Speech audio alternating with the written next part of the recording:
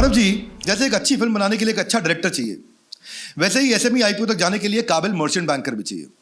ऐसे हम मेरी अब कुछ ऑलरेडी आप कई कंपनी से मिल भी चुके हैं, जो मेरी अपनी इन्वेस्टी कंपनीज हैं, जिनके साथ मैं उनको हैंड ओवर करके लेके जा रहा हूँ। तो हमारे अपने कुछ मर्चेंट बैंकर्स भी फाइनलाइज्ड हैं, जिनके साथ हम कर रहे हैं काम, उनको ग्रोथ पे आगे लेके जा रहे हैं। और अब इस कैलेंडर ईयर में जो आ रहा है, हम कुछ कंपनियों को लिस्टिंग पे ले जाएंगे।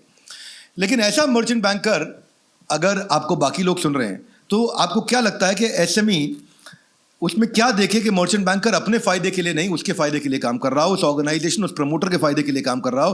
क्योंकि मर्चेंट बैंकर तो आप जहां पत्थर फेंकोगे आज मिल सकता है आपको, पर उसके लिए कई बार क्या होता है, हो सकता है मैं थोड़ा कठोर लग रहा हूं ये बात कहने में, परंतु होता क्या है कि मर्चेंट बैंकर बहुत ट्रांजैक्शनल बिहेव करता है। उसको उसकी फीस मिलती है, आपको चढ़ाता है और वो निकल जाता है। तो ऐसा एसएमई को क्या ध्यान रखना चाहिए, प्रमोटर को क्या ध्यान रखना चाहिए कि ये मेरे फायदे के लिए काम करे? तो सबसे पहले इस मार्केट की अंडरस्टैंडिंग, मैं पर मर्चेंट बैंकर को इतना अच्छा रोल नहीं दूंगा जितना अच्छा रोल मैं विवेक जी को दूंगा।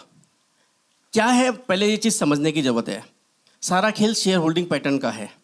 हम जो शेयर बाजार में डाइल्यूट कर रहे हैं, किस रेट पे डाइल्यूट करना है, कितने नंबर ऑफ शेयर डाइल्यूट करने हैं, हमारे पास शेयर होल्डिंग पैटर्न क्या होना चाहिए।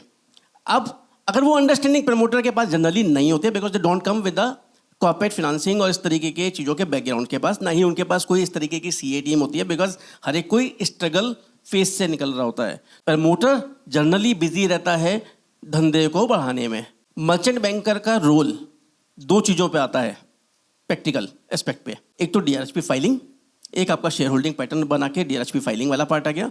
दूसरा रोल आता है मार्केट मेकर के साथ में आईपीओ अगर बाई चांस ऊपर नीचे हो जाए तो उसको फिल करने का, और साथ में आपके मार्केटिंग करने का, जिसके लिए सेपरेट चार्जेस भी आते हैं।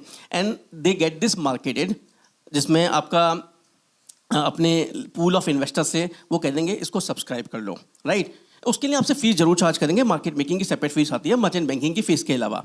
तो मर्चेंट बैंकर का उतना बड़ा रोल नहीं है यदि आपने अपना आईआर पीआर खुद किया है, अपने रोड शोज खुद किए हैं, आपके पास पूल ऑफ इन्वेस्टर्स ऑलरेडी हैं यदि, तो फिर आपको मर्चेंट बैंकिंग को केवल मर्चेंट बैंकिंग की फीस देनी है, which is in few lakhs only. उसके बाद मर्चेंट बैंकर ने डीआरएचपी फाइल कर दिया, आईपीओ सारी फाइलिंग हो गई। बट जिन्होंने पैसा लगाना है वो इन्वेस्टर अगर आपके खुद के हैं, फैमिली फ्रेंड्स आपके शेयर सब्सक्राइब कर रहे हैं, आपकी खुद की विजिबिलिटी है, यदि आप डिफरेंट विवेक जी के शो पे आके अपने आईपीओ को बेच पा रहे हो, किसी और शो पे जाके अपने आईपीओ को बेच पा रहे हो, तो आपको मर्चेंट बैंकिंग की मार्केट मेकिंग कैपेबिलिटीज़ की ज़रूरत नहीं है, जिसमें सबसे ज़्यादा पैसे लेने पड़ते हैं। और जैसे विवेक जी ने बिल्कुल राइटली सेड कि उनका ट्रांजिशनल बेस्ड चीज़ें होती हैं। आईपीओ आया, फीस ली, मर्चेंट बैंक फिल कराने की फीस ली और बाहर हो गए। उसके बाद प्राइस ऊपर जा रहा है या नीचे जा रहा है, मार्केट मेकर एक सुबह एलसी पे लगा देगा, एक यूसी पे लगा देगा, उसका रोल केवल उतना रह जाता है। और वो भी यदि बिकावली पे आ गया तो उसके बाद डेली बिकेगा तो मर्चेंट बैंकर ही आपको गाली भी देगा, और साथ में मार्केट मेकर भी आपको गाली देगा, जी बाजार में जो है आपके तो शेयर कोई खरीद नहीं रहा है। आपका क्या रोल है? आपका रोल है बिजनेस ग्रोथ देना, आपका रोल शेयर प्राइसिंग मैनेज करना थोड़ी ना है। तो ये एक ट्रिकी सिचुएशन होती है जिसके अंदर प्रमोटर का अपना कॉन्फिडेंस, अपना रोल इंपॉर्टेंट है कि आईपीओ आने के बाद, ये मैराथन है, आईपीओ आने से आपने 100 मीटर की रिले रेस तो जीत ली, बट उसके बाद डेली बेसिस पे मार्केट में अपने बिजनेस से रिलेटेड क्या अपडेट्स दे रहे हो, कैसे अपने पीआर को बढ़ा रहे हो, कैसे अपना इन्वेस्टर रिलेशनशिप को स्ट्रॉन्ग कर रहे हो, कैसे मार्केट में कम्युनिकेट कर रहे हो कि मेरे पास नया धंधा आया है, इससे प्रॉफिटेबिलिटी ये बढ़ेगी, मेरी ये एक्सपेक्टेड चीज़ें, मुझे नया धंधा मिला, मैंने उसका हाथ क्या दी, एक एक्सचेंज पे इंफॉर्मेशन दी। बाजार में जो फिनेंशियल न्यूज़पेपर्स हैं, जहाँ जहाँ से पैसा लगता है गुजरात में, अगर उन जगह पे आपका रीच कितना है, लोग आपको कितना जानते हैं। 8000 कंपनीज हैं लिस्टेड, कितनी कंपनीज को आप जानते हो? ऐसे सबका है। आप जो बात कर रहे हैं, इससे मैं डायरेक्शन पकड़ी, इन्होंने बड़ी वैल्यूएबल डायरेक्शन है।